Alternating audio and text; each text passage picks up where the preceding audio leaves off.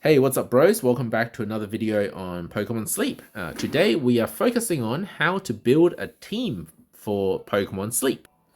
Now, everything I say in this video is just an opinion of what I think is best based on my current gameplay, based on my current available Pokemon. It would be very different if you just started the game. So if you have no choices at all, of course you would use whatever you have available. It would be very different later on in the game when you have like 5 level 100 Pokemon and then the rest are all level 10. You might play this differently. You might just use the same team all the time. But to me, at about the level 10 range, which is actually what I expect most people to be at right now, reaching that first breakpoint in the sub skill by unlocking a sub skill at level 10 on a lot of their Pokemons, not necessarily all of them, as opposed to just focusing on one or two to try and maximize their levels, spreading out your resources to get more Pokemons to level 10 to unlock their sub skills. At about this level of gameplay, this is what I would recommend for you guys. First of all, it's important that you know what favorite berries are for each Snorlax in each island. They are set, they are exactly the same every week, except for the first island, Greengrass Isle. If you don't know what I'm talking about, I've made another video on how you should pick your next island at the end of each week. So in this example, I'm using Cyan Beach, which is always water type berries, Oran Berry, fairy type berries, Pekka berries, and also flying type berries, Palm Tree berries. Now, at the start of the game, when you don't have a lot of favorite berries to choose from, you might have focused a bit more on dishes, or you might have focused a bit more on main skills. So those are the three main ways that you can get strength for Snorlax, either berries, dishes, or main skills. Once you've collected enough Pokemons, you should be focusing more on berries. I don't have any statistics to back me up, but most people have found that by focusing berries, they've been able to reach master rank better than trying to focus on dishes or main skills. And that's pretty much across the board. I don't know anyone who thinks otherwise at this stage. And I must agree, each week that I did make a higher rank, it was because I focused on favorite berries. So I'm focused on making sure my team matches these favorite berries. But it's important to actually choose the right Pokemon as well. Now, if you're not already on the island that you want to build the team on, so you just have to select the filter for the right types of berries when you select your Pokemon. But if you're already on the island, for example, I'm on Cyan Beach right now, and I want to know what's the best team to build, I would simply click favorite berries, and it'll automatically select the 3 berries for me, and they are tied to the 3 Pokemon types: flying, water, and fairy in this stage. So I press OK, and I see the available Pokemon that provide that berry, that favorite berry. Now, instead of just picking 5 at random, what I would do is I would actually pick as many as possible berry specialists. And why that is because for a berry specialist, for example, Totodile here, he will get ×2 on the Oran Berry. And I'll tell you why it's ×3 for him, and it's because of this gold skill that I've got, this gold sub skill, Berry Finder. So it's really good. This is a really good Totodile. I'm just flexing here. So it's a really good Totodile to use. So he's part of my team for collecting berries to increase Snorlax's strength. Now, the higher the RP of the Pokemon, which is this here, and it's related to the level, it's related to some of the nature, and I think it was related to some of the sub skills as well.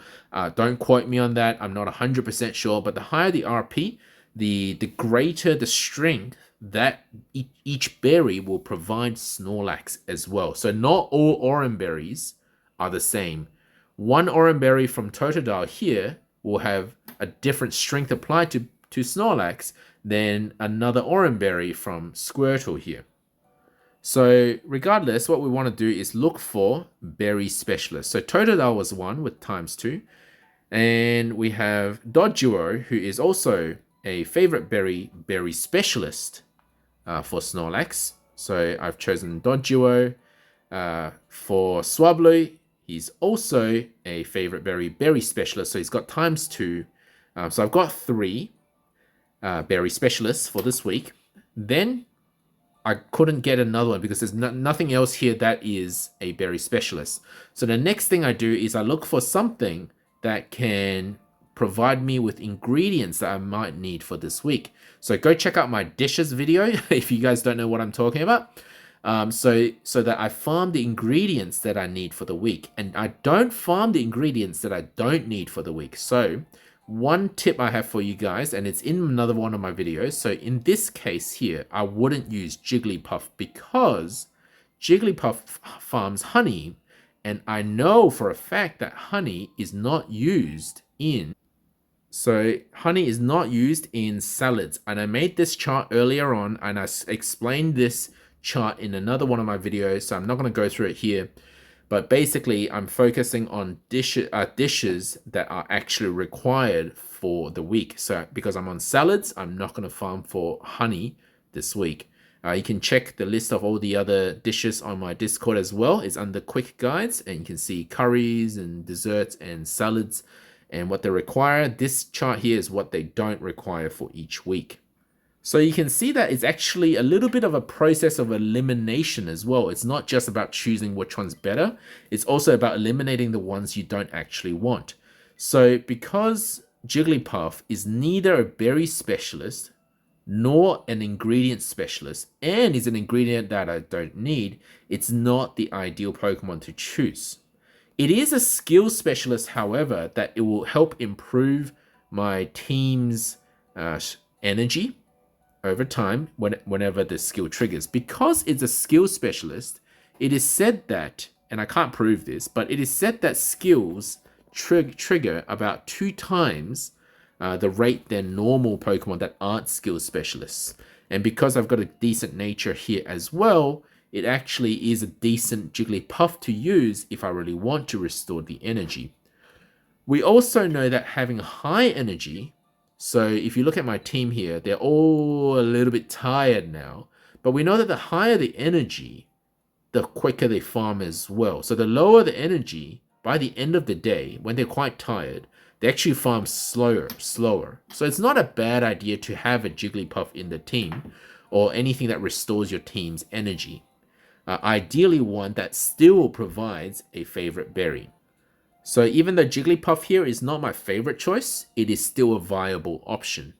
And of course, I also ruled out Igglybuff, since the same evolutionary line will have the same main skill, except for Eevee, but that's another story, that's another video that I've made in the past. So that leaves me with having another Squirtle on the team, which means I'm over farming for its ingredient, which is milk, or I have one of these, or Golduck on the team.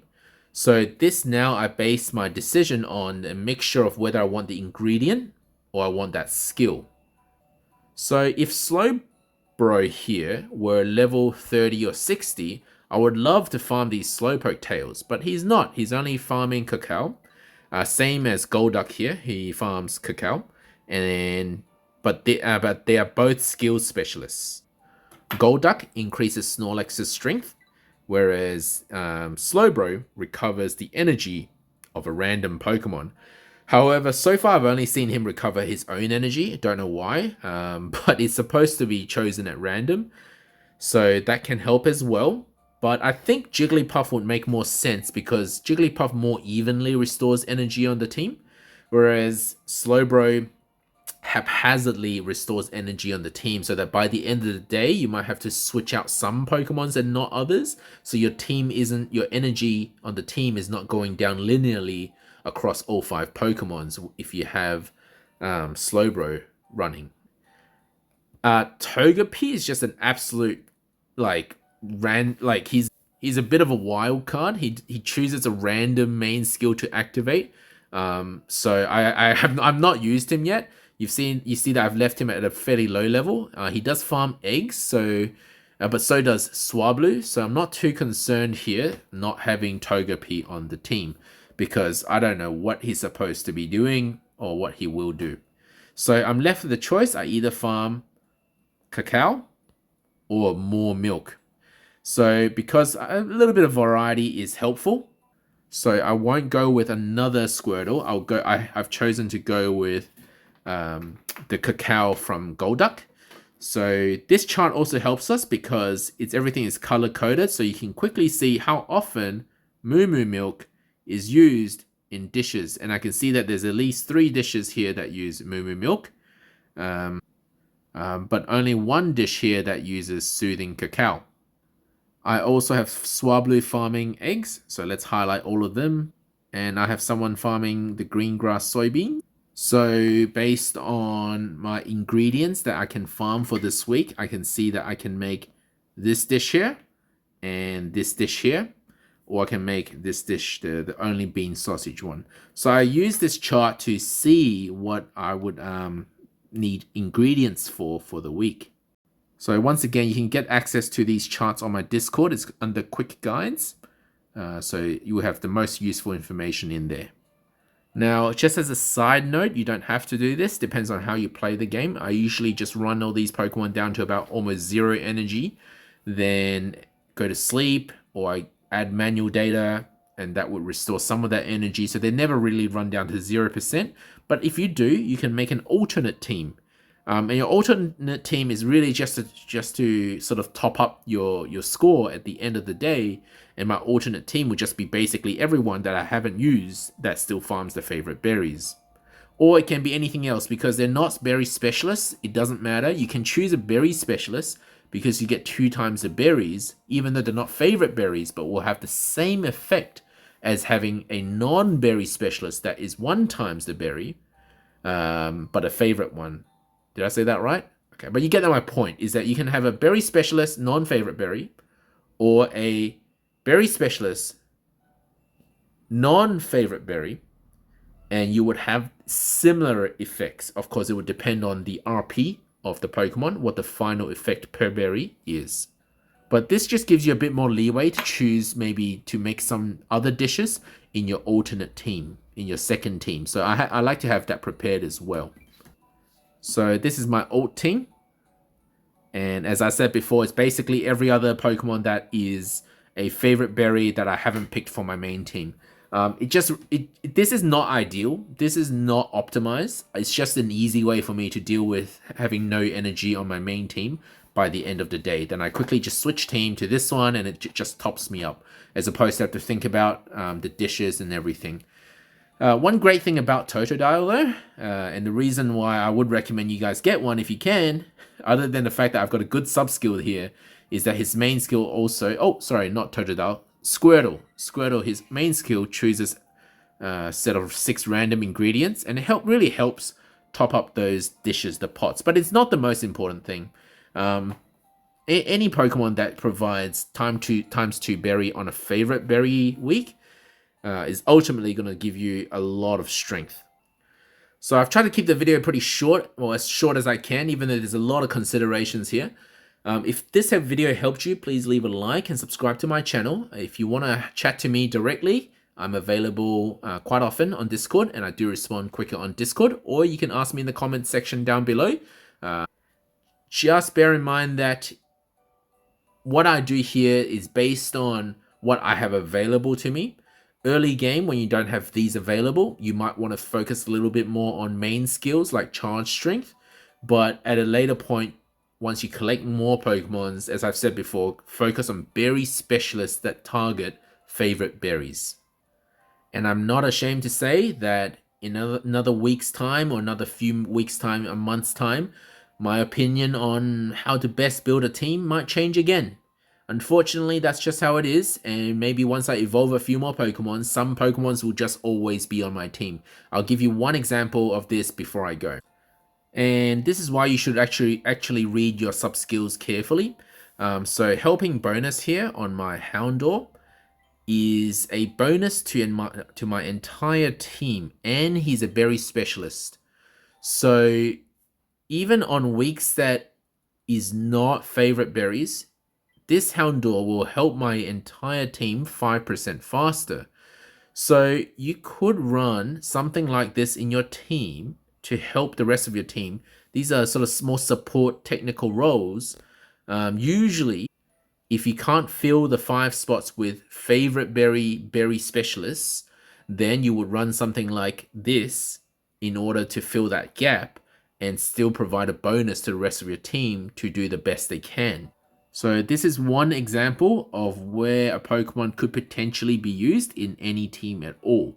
So if you have like a lot of gold skills like this, but do read it carefully before you over-invest, then it may be worth investing a lot of materials in it in order to have it in most of your teams in the future.